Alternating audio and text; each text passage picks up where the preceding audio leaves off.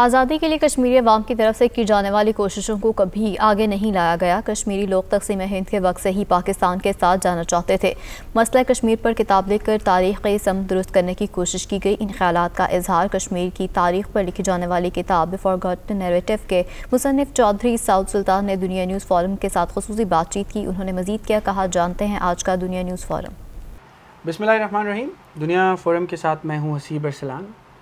हर हफ्ते हम कोशिश करते हैं कि हम कोई एक ऐसा इशू, कोई एक ऐसा टॉपिक आपके सामने लेके आएँ जिससे कुछ अवेयरनेस, कुछ नॉलेज या किसी भी तरह की कोई पॉजिटिव इंफॉर्मेशन जो है वो आपसे शेयर की जा सके। हमारी खुशकिस्मती है कि आज हमारे साथ दुनिया ऑफिस में एक ऐसा नौजवान मौजूद है जिसने पाकिस्तान, कश्मीर और भारत यानी बर-ए-सग़ीर की जो एक तारीख़ है उसके ऊपर ना सिर्फ पढ़ा, ना सिर्फ तहकीक की, बल्कि उसको कलम बंद करके एक ऑथेंटिक इन्फॉर्मेशन की फॉर्म में हम सब के सामने शेयर किया। और अगर मैं ये कहूँ कि बड़ी कम उम्र में बहुत कम लोग होते हैं जो इतनी वैलिड और इन्फॉर्मेटिव किताब लिखने में कामयाब होते हैं, तो ये भी जो है बहुत हद तक दुरुस्त होगा। सऊद सुल्तान साहब, आपका बहुत बहुत शुक्रिया हमें वक्त देने का। सबसे पहले तो मुझे बताएं कि इस उम्र में तो जो लोग हैं उन्हें खेलने कूदने और डिफरेंट जो मशागिल हैं उनसे फुर्सत नहीं मिलती, और आपने इतनी ऑथेंटिक एक ऐसी किताब जिसको सोफ़ी स्कोफिल्ड जैसी एक खातून ने जो है उसको ऑथेंटिकेट किया, ये ख्याल कहाँ से आया आपको? देखें, मेरे लिए जो एज अ चाइल्ड सबसे पहली इंस्पिरेशन तो मेरे अबू थे। लाइक आपको मेरे अबू का पता है, he has been working for the Kashmir cause for 30-40 years now.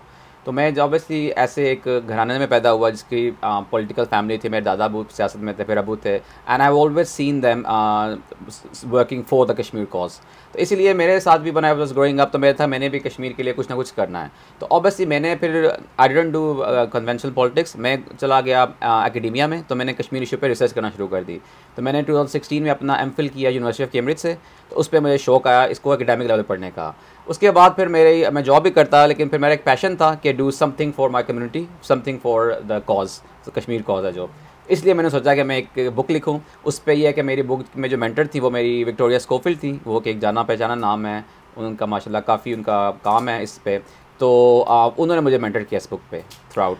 अच्छा, आपने बताया कि आपकी इंस्पिरेशन क्या थी। इक्वली देखें, जितना पॉलिटिकली किसी भी इशू को मोबिलाइज़ करने की ज़रूरत होती है, उतना फैक्चुअली उस पर सर्च करके लोगों को अवेयर करना जो है वो भी बड़ा ज़रूरी होता है, स्पेशली इंग्लिश में।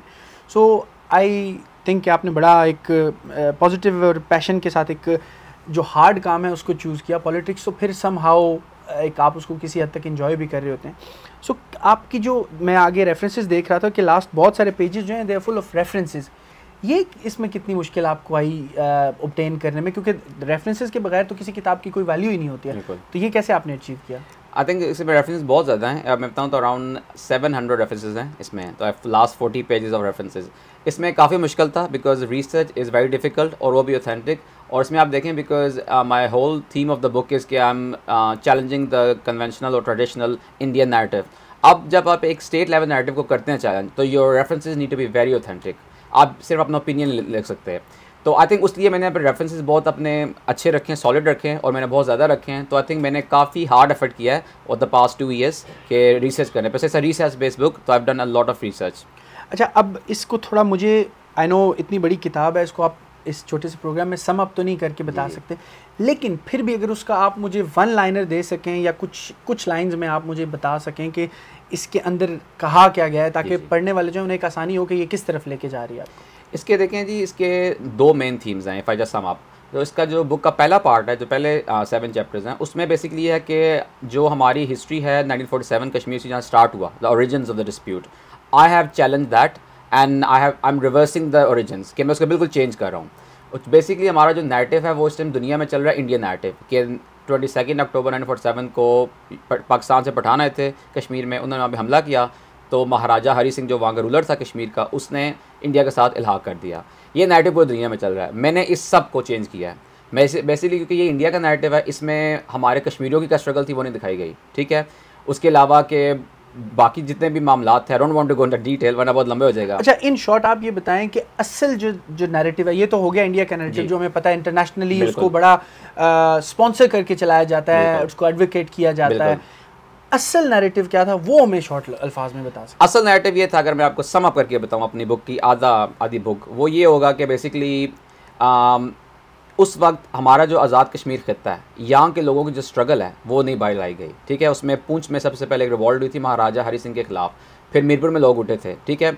ये लोग ऑलरेडी पाकिस्तान के साथ जाना चाहते थे, लेकिन इनको अभी देखें, ये किसी भी आप मीडिया में देख लें या आप अकेडेमिया में देख लें, किसी बुक में ये नहीं है। मैंने इनकी आवाज़ें बाहर लाई हैं, ठीक है, ये जो कह रहे थे। उसके अलावा मैंने जो सबसे बड़ा यहाँ पे एक नई चीज़ डिस्कवर किया है, चैप्टर 6 है मेरी बुक का, वो ये किया है कि पठानों के आने से पहले ऑलरेडी इंडिया अपनी फोर्सेस भेज चुका था कश्मीर में, तो वो अटैक करने वाला था। तो अगर पठान ना आते तो इस टाइम इंडिया पूरे कश्मीर पे कब्जा करता। यानी खाली मकबूजा कश्मीर की बजाय आज़ाद कश्मीर भी उनके पास होता। तो ऑब्वियसली पठान इसलिए आए थे कि एक तो मुसलमान भाई थे, तो उनको पता चल गया था, तो हमारे लोग इन्हें लाए थे क्योंकि इंडिया का अटैक हो रहा था उस वहाँ से। तो आई थिंक ये एक ऐसा नैरेटिव है कि जो एक आप ये कह लें कि यूएन में जो इंडिया का स्टांस है उसको उल्टा कर देता है, क्योंकि आज तक ये स्टांस रहा है, इंडिया ब्लेम करता रहा पाकिस्तान को कि आपने पठान भेजे, and Pakistan has always been on the defensive side कि हमने नहीं भेजे, खुद वो आए थे। मेरा नैरेटिव बिल्कुल डिफरेंट है। मैं कह रहा हूँ कि पठान आए, किसने भेजे वो एक मैटर नहीं करता, सबसे पहले इंडिया ने अपनी फोर्सेस भेजी थी। हाँ, वो क्यों आए ये जानना बहुत जरूरी है। ओके, अच्छा, एक और बड़ी इंपॉर्टेंट बात यहाँ पे जो सवाल आता है दिमाग में, वो ये आता है कि आप ये नहीं समझते कि समहाउ इसमें हम लोगों का थोड़ा फेलियर है कि हम जो असल नैरेटिव है उसको हाईलाइट नहीं कर सके। On the other side India का झूठा नैरेटिव है, उसके बावजूद वो पूरी दुनिया में बेचा गया। सो इसमें कहीं ना कहीं हमारी कोताही भी शामिल है। I think you are 100% right, और I think that's one of the main reasons कि मैंने बुक लिखी क्यों है। क्योंकि देखिए, मैं जब रिसर्च कर रहा था तो मुझे रियलाइज़ हुआ कि असल नैरेटिव तो जो असल नैरेटिव है वो तो हमारा ठीक है, लेकिन जो इस टाइम पूरी इंडिया में प्रोपेगेट हुआ हुआ है, जो इंडिया का, वो पूरी दुनिया में हुआ हुआ है। मैंने ये बुक इसलिए लिखी है ताकि हकीकत सामने आए, the truth needs to be seen by the world. Okay, ये तो हमने सम अप कर दिया कि आपने क्यों लिखी और क्या लिखा गया इसमें। अब आपके दूसरे तारुफ की तरफ आते हैं। मैं इसके शुरू में वो इसलिए नहीं करवाना चाहता था कि आपने अपनी एक मेहनत की, आपकी अपनी स्ट्रगल है, सो मैं उसको दूसरे तारुफ के ज़रिए दबाना नहीं चाहता था। आपका एक और तारुफ ये है कि आप सदर आज़ाद कश्मीर बैरिस्टर सुल्तान महमूद चौधरी के साहबजादे भी हैं।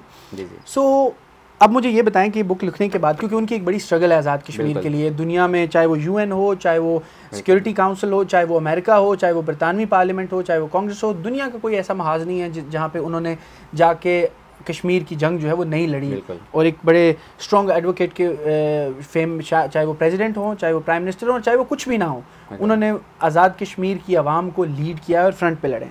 तो जब किताब ये आपने उनको दिखाई तो उन्होंने पढ़ी है ये किताब? जी बिल्कुल, उन्होंने ऑब्वियसली पढ़ी, और वो आई थिंक वो उससे बहुत खुश हुए थे, क्योंकि ऑब्वियसली अभी आजकल की जनरेशन देख लें हमारी भी, तो एकेडेमिया लेवल पे लेके जाने वाला इस टाइम कोई नहीं था। Obviously my dad has supported lot, और आई थिंक ये जो एकेडेमिया है ये एक डॉक्यूमेंट है, लाइक इट्स एन एविडेंस। अब ये पूरी ज़िंदगी रहेगा, किताब लिखने का फ़ायदा ये है ना कि हमें रहेगा। तो आई थिंक मेरी at this stage I felt this is my contribution to it, और I think obviously as my dad knows like he is my inspiration, और ऑलवेज जैसे आपने कहा पूरी दुनिया में उन्होंने कश्मीर का मुद्दा उठाया हुआ है। मेरे भी ये छोटी सी कोशिश है कि मैं भी अपने अबू की तरह उनके फुट स्टेप पे चल के तो कश्मीर कॉज के लिए कुछ ना कुछ कर सकूं। देखिए, आपने एकेडमिकली तो एक बहुत बड़ा काम अचीव किया, आगे इसके बाद आप पॉलिटिक्स में आने की भी कोई, देखें it's harsh but the reality is कि बड़ों को उस सिस्टम को छोड़ना होता है और छोटों को टेक ओवर करना होता है। समहाउ वो आप हो सकते हैं, वो कोई और भी हो सकता है। तो आपको पॉलिटिकली आगे आज़ाद कश्मीर की सियासत में आने का कोई इरादा है? देखिए, मेरी सबसे पहली तरजीह तो है कि मैंने कश्मीर कॉज के लिए सपोर्ट करना है, उसके लिए काम करना है। तो मैंने अभी पॉलिटिक्स का नहीं सोचा कि मैं एंटर अभी होऊंगा या नहीं होऊंगा, बट ऑब्वियसली अगर मुझे लगा कि मुल्क के लिए या हमारी आवाम के लिए वो ठीक है तो I am willing to do it. At the moment my focus is working on the Kashmir cause and following my dad footsteps, और जहाँ तक हो, चाहे वो आज़ाद कश्मीर हो, पाकिस्तान हो, या यूएन हो, या बाहर यूरोपियन यूनियन हो, जो भी हो, मैं कश्मीर इशू को सपोर्ट करूं, क्योंकि मैं ख़ुद को कश्मीर का बेटा समझता हूं। तो ये मैं अपनी ज़िम्मेदारी समझता हूं कि मुझे करना चाहिए इन एट एनी कॉस्ट। बहुत अच्छी और ख़ूबसूरत बातें की। आखिर में बस एक चीज़, आपको पता है कि हमारे पूरे ख़ित्ता जो पुठवार है और आज़ाद कश्मीर है, जहाँ के लोग बरतानिया में ख़ास तौर पर या यूरोप में आबाद हैं, उधर की नौजवान नस्ल का एक अलमिया ये है कि वो चाहते हैं कि हम रात को सोएं, सुबह उठें और हमारा टिकट कटा और हम बरतानिया में या यूरोप में पहुँच जाएँ। जी, आप एक ऐसे नौजवान हैं जिन्होंने यहाँ पर आए, कैम्ब्रिज से आपने अपना एमफिल किया, और उसके बावजूद अब आप वापस वहाँ पर जाके सर्व कर रहे हैं। जी, उन नौजवानों को क्या पैगाम देना चाहेंगे? देखिए, मैं उन नौजवानों को ये कहना चाहता हूँ, देखें शुरू में बहुत अच्छा लगता है कि बाहर जाएंगे, ये होगा वो होगा, you know, very happening life, lively life, लेकिन आपकी अपना घर अपना होता है, अपनी मिट्टी अपनी होती है, ठीक है। तो आपको एक दफ़ा, शायद वो लोग अभी यहाँ पे रहे नहीं है, मैं यहाँ पे रह चुका हूँ, आपको उनको शायद रियलाइज़ नहीं हुआ कि आपका अपना घर अपना ही होता है। तो I think it's fine you come here, you learn, क्योंकि देखें यहाँ पे काफ़ी पॉजिटिव चीज़ें हैं, तो आप उनको मतलब एम्ब्रेस करें, वो लेके वापस जाएं। लेकिन आई पर्सनली थिंक नौजवानों को वापस ही जाना चाहिए अपने मुल्क, क्योंकि देखें उनको हमारी ज़्यादा ज़रूरत है, ना कि यहाँ पे हमारी ज़रूरत है। तो ये मेरा यही है। बड़ा खूबसूरती से आपने सम अप किया। ये थे सऊद सुल्तान, जिन्होंने अपनी किताब के बारे में तफसीली तौर पर हमें बताया और उसका मकसद क्या था, क्या सोच थी। तो इन्होंने सोचा कि मैं पॉलिटिकली उसको अवेयरनेस को फैलाने की बजाय मैं एकेडमिकली उस पर रिसर्च करूं। जब रिसर्च की तो अंदाज़ा ये हुआ कि जो नैरेटिव दुनिया पूरी में भारत ने फैलाया है उसमें बहुत खामियां हैं, गलतियां हैं, और हमारा जो असल नैरेटिव है वो दबाया गया है। उस असली नैरेटिव को पूरी दुनिया तक पहुंचाने के लिए इन्होंने इस कम उम्री में ये किताब लिखी